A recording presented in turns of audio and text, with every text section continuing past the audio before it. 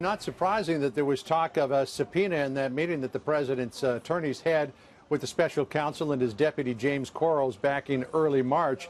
A few weeks ago, Fox News reported we had been told that after the Michael Cohen investigation, that the negotiations for a potential interview between the president and Robert Mueller were still ongoing.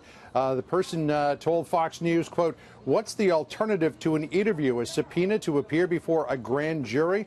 The threat of a subpoena has always been out there. What we are learning more about today, though, is the content of that meeting that prompted the quote about what's the alternative, a subpoena."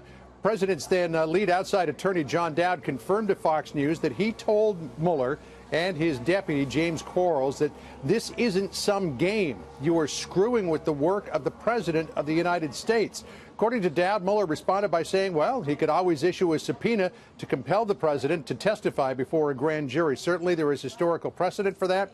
Remember, Bill Clinton was subpoenaed in the Monica Lewinsky investigation, though he eventually sat down voluntarily for an interview. Robert Mueller's former assistant, Michael Zeldin, talked about all of this earlier this morning. Listen here.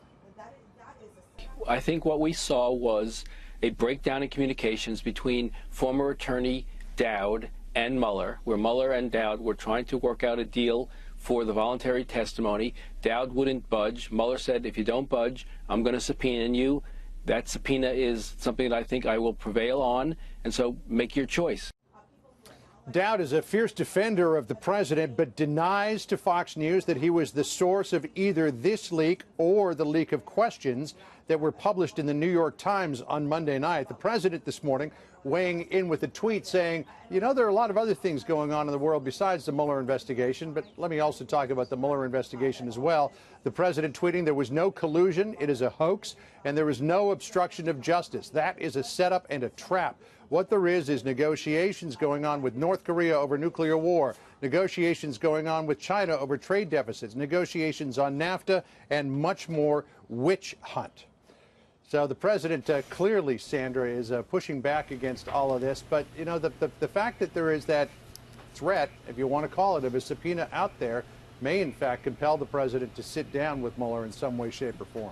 More on that coming up. John, meanwhile, what is the White House saying about the revelations from Trump's former doctor about his health records and claims Trump associates raided his office?